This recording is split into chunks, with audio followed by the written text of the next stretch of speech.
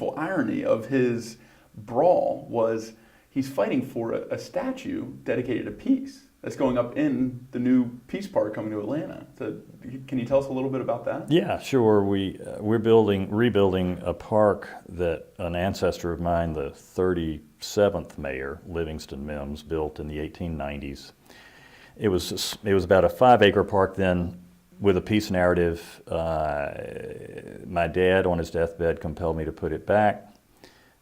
School had been built on it and got bigger and overtook it, and the neighborhood languished.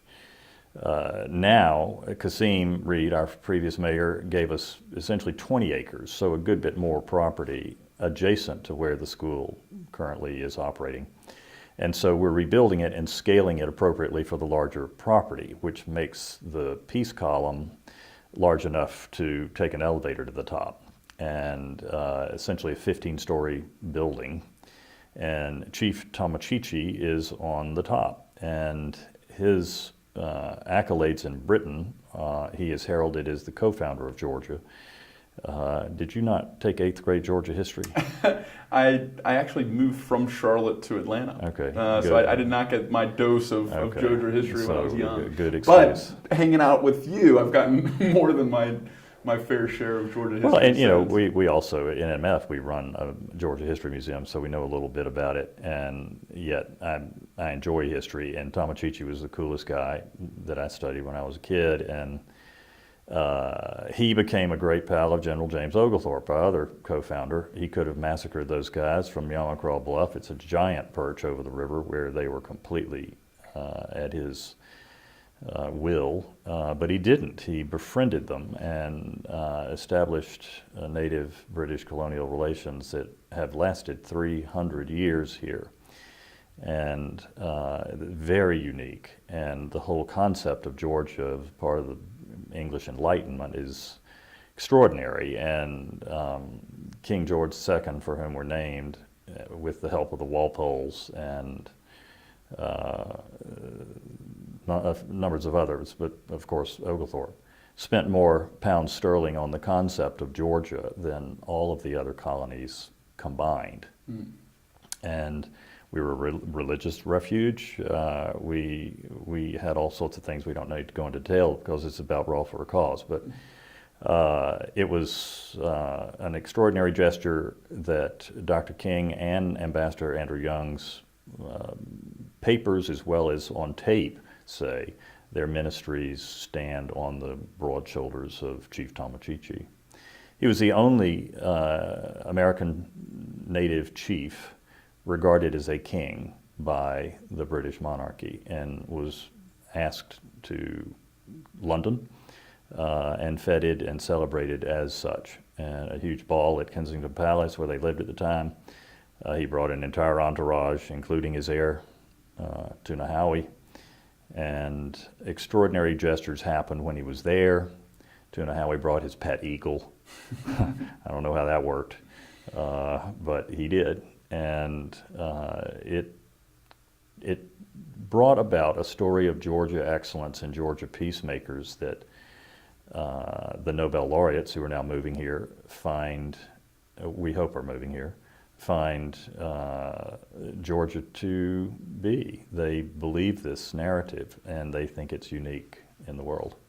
It's exciting. And what a perfect person to have atop this peace pantheon that is dedicated to Georgia as co-founder of Georgia. Well, that's what they thought. And interesting that my ancestor, Livingston, put that up there. It was designed originally by Olmsted, who did Central Park and the U.S. Capitol grounds. And the Great Oval initially in the late 19th century had statues of W.B. Du Bois and Booker T. Washington essentially arguing it out as to how African Americans would engage in white society after the Civil War. They will return to the new Great Oval and argue it out for all eternity at this point forward. And then this native on top of the column in the center of all that, it's only in Georgia can you have a story like this. And then in the middle of the Nobel Peace Pantheon domed structure on the highest hill will be Dr. King, surrounded by President Carter and other Georgia Nobel laureates. If we were a nation, we would be number 5 in Nobel Peace Laureates. And this monument is in view of Dr. King's house, which, with our help, Bernice King recently was able to sell to the National Park Service Foundation, National Park Foundation, which will certainly pass it on to the Martin Luther King National Park, which President Trump has now put in place. Incredible. Just so people grasp the gravity of this, Nobel Peace Prize is among the most prestigious awards that you can receive. And countries that have people that have earned this award are very proud of their people. So if Georgia, not the United States, but just Georgia was its own country, then we would have the 5th most Nobel Peace Prize winners in the world. Is Correct. that right? That's correct. So to have these incredible peacemakers throughout Georgia history, all in one park, all in one place, the names that you've already mentioned, it's something that's unprecedented in this state and maybe in the country. This is going to be a project that really can help put Georgia on the map for not just monuments and symbols, but overall, just in terms of a city that deserves recognition in this world. Yeah, it's in my view, it's a natural projection along the way. The Atlanta way is something that is a tangible tradition that we've had here for 175 years. And the Georgia way is tangential to it, but the capital led it. And we just got along. And it was a leftover from the way Britain founded us under General Oglethorpe in the first place. And so the primary communities of the 19th century, the black, white, and Jewish communities, they all knew each other. The leadership were friends. And they made sure that this city remained peaceful. And it's the only major city that never rioted, and particularly having the civil rights leadership living here, much less when Dr. King was assassinated.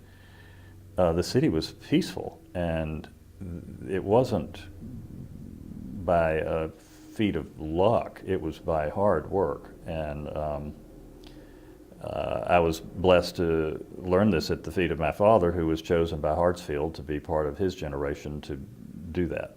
Mm-hmm. And he helped keep the peace. He was very close to Daddy King, Dr. King's father, and then later when Dr. King's ministry, the generations were split. So when Dr. King got older and his ministry thrived, we got to know him too, and his children, particularly Bernice, are friends of mine. And we try to help each other and stick together. And I knew Dr. King coming into our house when I was a kid.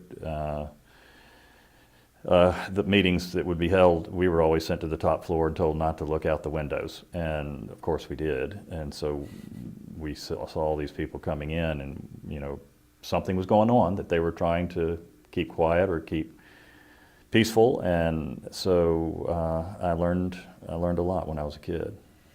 And why is this Peace Park so important to you? You mentioned your father and what he asked you to do before he passed.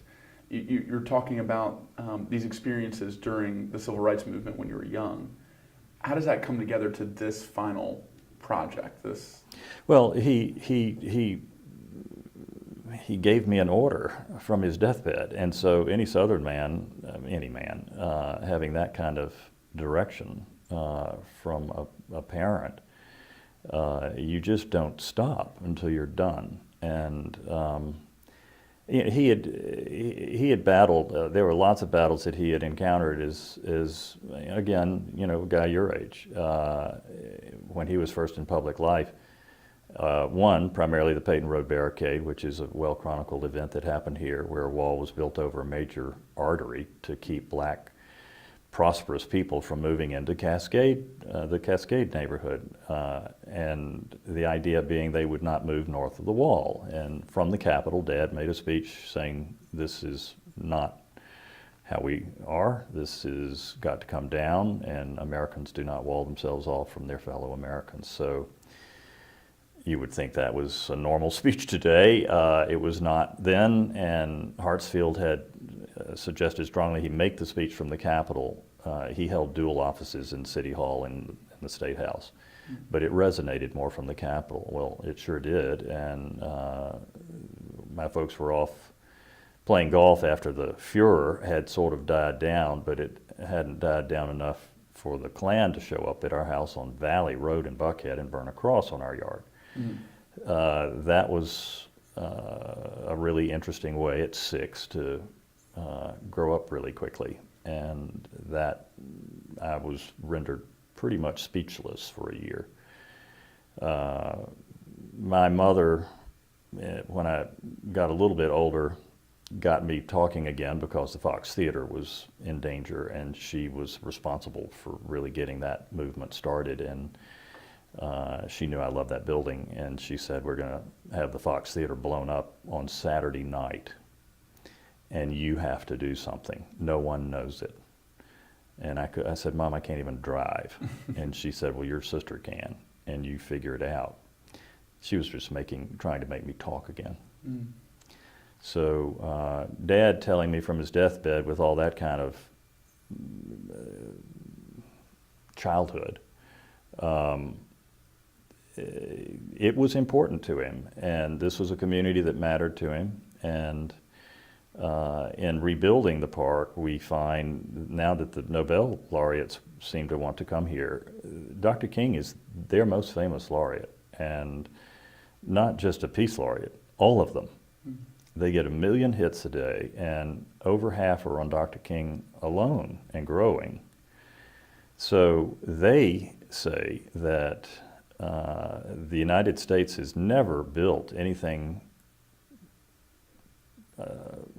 to the level of his august stature globally, even the monument in Washington, until our plan.